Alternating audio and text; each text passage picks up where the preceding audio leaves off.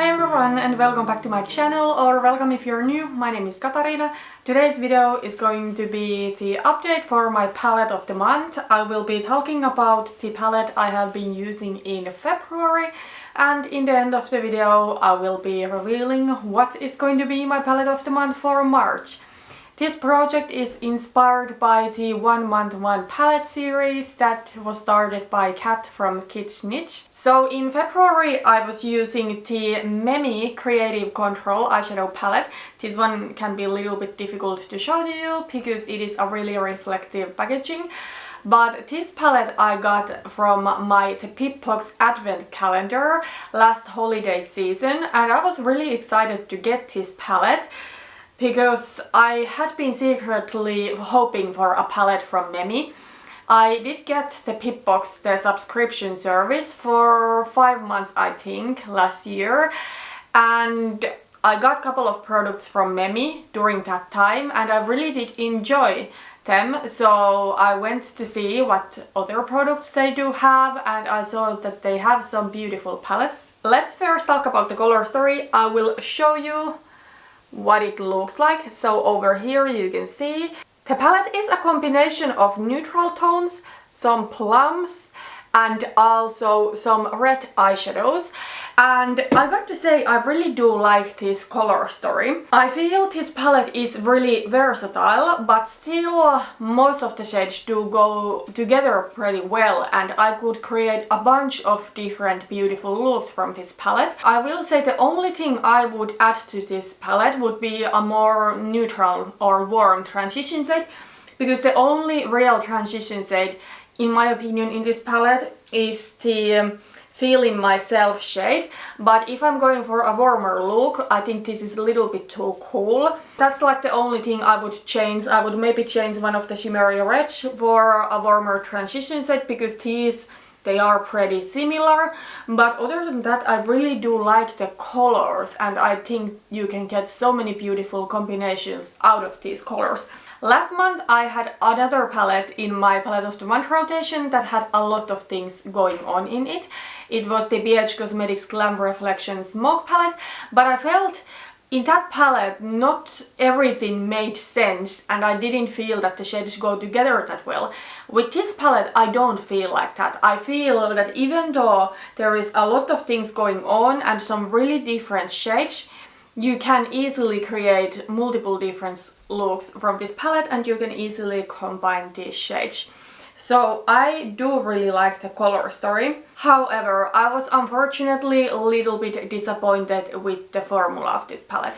It's not a bad palette by any means, it's not like the worst of the worst. What comes to the price tag of this palette, Memi is kinda like a mid-range brand. They are more expensive than drugstore, but not nearly at high-end level of prices.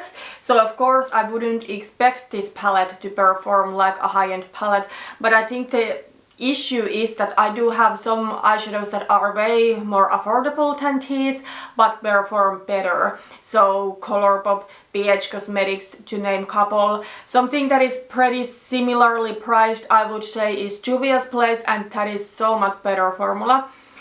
So yeah, I was a little bit disappointed by the formula. It is workable, but is it the favorite in my collection? No. The mattes in this palette I do really like. I think they are easy mattes to work with and they are really blendable.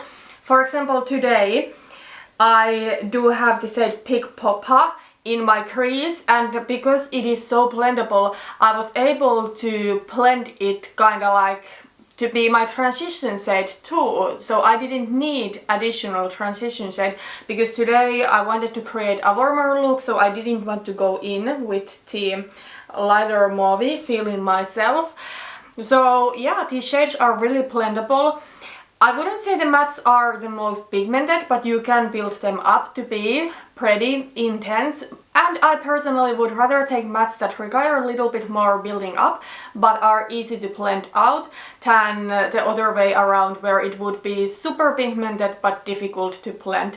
So yeah, the mattes are quite nice. I will say I find they work best when I don't set my eyeshadow primer, so then the pigmentation will be a little bit better. But the shimmers are what let me down the most in this palette, I feel like. There's a couple of shimmers that I actually do really like. So the brown West Side and the gold Sunday Girl. Those are really beautiful shimmers. They are nothing like out of this world. I know nowadays brands put out so amazing foiled shimmery eyeshadows. These are good stable shimmers, but it's not like something we have never seen before. However, the other shimmers I feel are quite lackluster.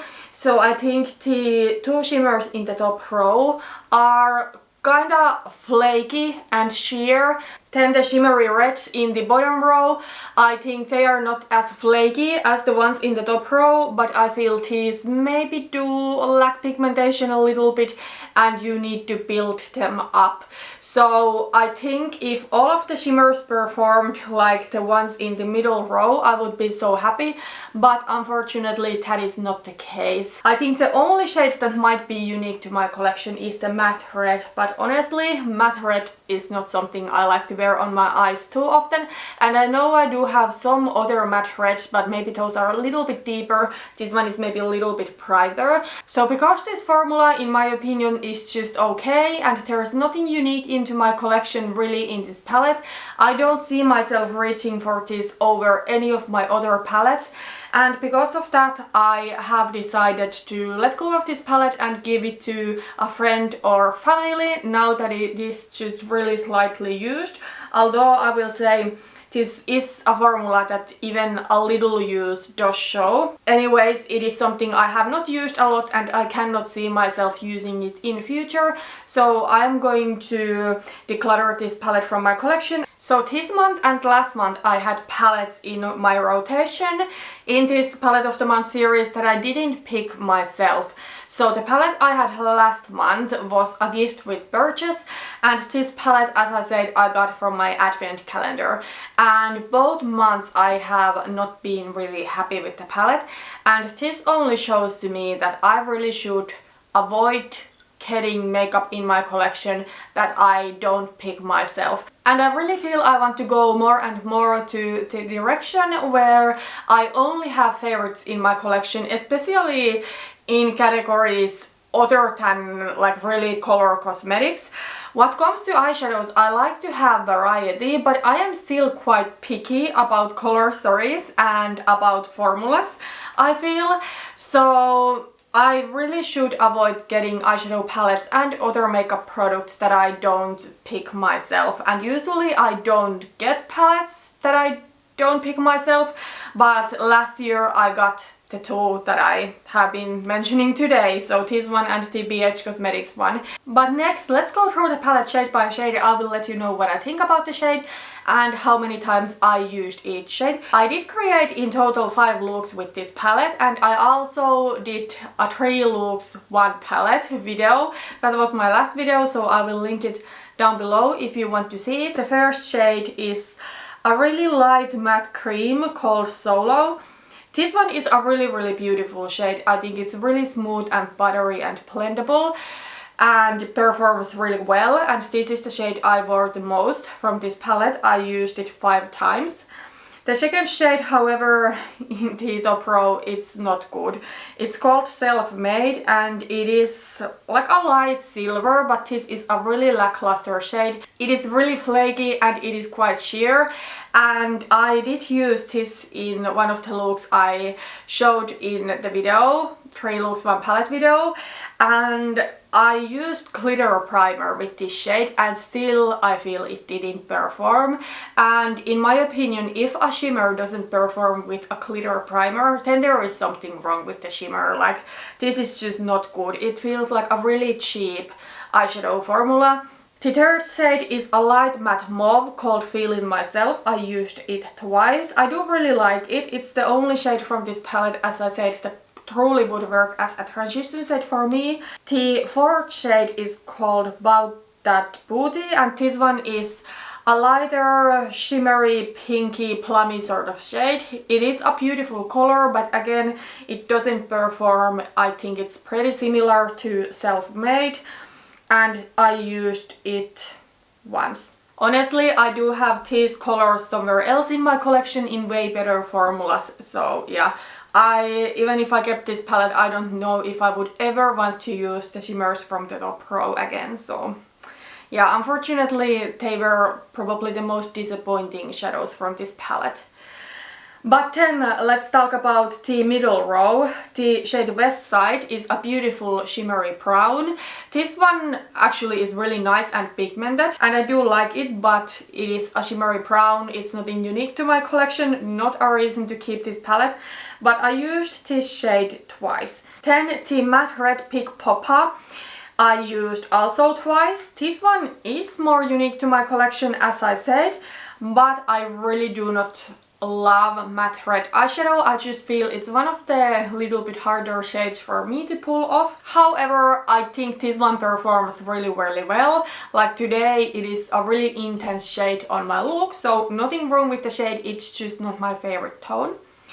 However, the next shade, Sunday Girl, is probably my favorite shade from this palette. This is a beautiful gold, it's a beautiful shimmer, almost like metallic sort of shade.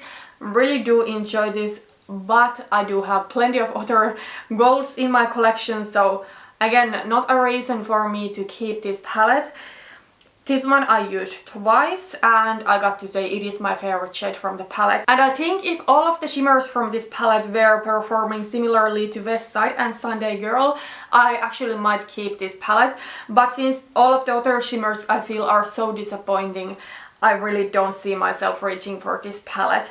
But then there's one more shade in the middle row and that is called East Side. I really do love how the palette in the left is West Side and this shade is East Side. So this one is a deeper plum. I feel this one lacks pigmentation a little bit. I think that's the case with the darker mattes. Like the lighter mattes perform well and the bright red matte also performs well, but then the deeper ones you need to build up and still you don't necessarily get the same intensity as you see in the pan. I used this eyeshadow once. First shade in the bottom row is called Vibin, and by the way, this one has started to hard pan. That's another thing with some of these shimmers, that they do hard pan even from swatching. So I will show you over here. I hope you can see it. It has started hard pan, so not a favorite thing of mine, but sometimes it happens, I feel, with some cheaper shimmers especially. This shade is a lighter shimmery red and I used it twice. Then the brown shade from this palette is called Legacy and this one I do quite like. This shade is also something that I need to build it up quite a bit if I want it to look as deep as it is in the pan, but I actually do really like this one on my brows and today I am wearing it on my brows. I feel it's a perfect tone for me on my brows because it's not too warm, but this eyeshadow I wore 3 times. Then the little bit deeper red is called Bad and Bushy and I wore it twice. I will say, I think the two reds are quite similar what comes to tone. Another one of them is a little bit deeper, but I don't really feel it's necessary to have two reds this close to each other. And I feel if there was a neutral transition shade in this palette, instead of one of these, I feel that would kind of benefit the palette more, because the feeling myself, as I said, it's quite cool toned to be used as transition shade if you want to go for a warmer look, but on the other hand there are a bunch of warm shades in the palette, so yeah, it feels a little bit unnecessary for me that there is two shimmery reds so close to each other. And then the last shade in the palette is a matte red called Loco. And I used it 4 times. I will say I only used it as an eyeliner, so I didn't use it like in the outer corner or anything, so I cannot 100% surely tell. But for me it feels like it lacks pigmentation quite a bit and it's not really good black, so when I do line my eyes with this, I need to pack on quite a bit to get it look intense. So not the best black in my opinion personally. But yeah, those are my thoughts on the shade. And then Finally, before introducing my palette for the next month, let's go through the looks I created with this palette. Okay, so the first look I created mainly from this palette is this warmer, kind of like golden brown look. The only shade that is out of this palette is the one I'm wearing as my transition shade. As my transition shade, I do have the shade Raw Sienna from ABH Modern Renaissance because I really wanted to create a look using the warm shades from this palette. But from this palette, I am wearing Solo as a Brow Bone highlight. I'm wearing Legacy in the crease and outer corner. Then I'm wearing Sunday Girl and West Side on my lid. By the way, now that I'm looking at these looks, I think I actually wore the shade Loco, so the black one, in all of the looks as my liner. So I think I actually wore it 5 times and not 4, as I said. But the next look is this red eyeshadow look. So I think also in this look I am wearing Raw Sienna as my transition shade, but other than that I am wearing from this palette Pick Poppa in my crease and then Vibin on the inner half of my lid and Bad and Bushy on the outer half of my lid. And then again Solo as my highlight and Loco as my liner. I will say this look is no way my favorite. I do think exactly looks like this tend to make me look quite sick. I don't know, for some reason they make me look paler than I really am, and not in a good way. Then the rest of the looks are something you saw in the 1 palette 3 looks video with this palette. So the next one is this kind of like soft plummy halo eye using the plums from this palette. So in this look I'm wearing Feeling Myself, East Side and also About That Booty and Solo and Loco. Not my favorite look necessarily. I feel plums can be sometimes a little bit difficult to pull out for me. Like if red can make me look sick, plums can make me look somehow a little bit tired. Then the 4th look I created with this palette is one of my favorite looks. So this is a cooler toned neutral look. So in this look I'm wearing Feeling Myself as transition shade, Legacy in the crease and outer corner, then the Silver Self-Made all over my lid and West Side on the outer half of my lid, and again Solo and Loco. However, even though I do like this look and I do like the tones, I just don't think that Self-Made is a really good shade. It doesn't look anything special even though I wore glitter primer. And then the last look is the look I am wearing today. So today I'm wearing Pick Poppa in my crease, a little bit of Legacy to deepen up the look, and then Sunday Girl all over my lid and a little bit of Bad and Bushy on the outer part of my lid, and again Solo and Loco. So yeah, as you saw, most of the shades I used multiple times. Some shades in this palette I do really like, but some shades were just so disappointing. And as I said, there's nothing unique in this palette into my collection. So yeah, I have decided to let go of this palette and give it to someone else.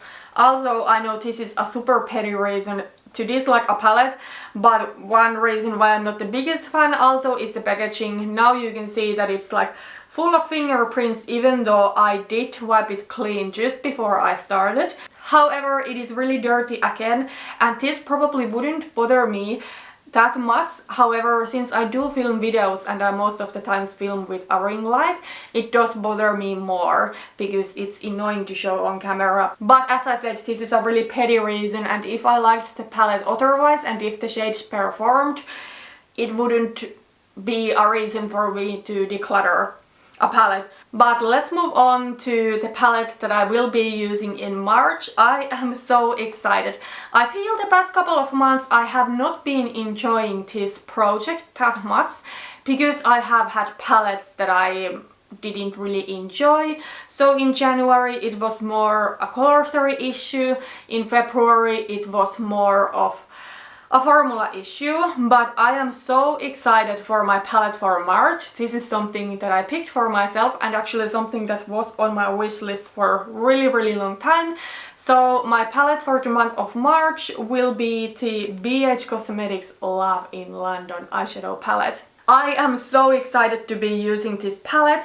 It is this beautiful neutral palette that leans a little bit more cool, but there are also some warm shades in this palette, but not too warm in my opinion. But yeah, I'm so excited to be using this. I thought that this might be my perfect cool tone palette. We shall see, but I can see so many beautiful color combinations that I could do with this palette. Oh my gosh, I am really excited. I can still show you a close-up of what this looks like. So as you can see, it's mainly neutrals, then there are some plummy shades and couple of pops of blue. Can't wait to play with this palette. I'm actually filming only at February 16th, but honestly I don't even want to use the Memi palette anymore.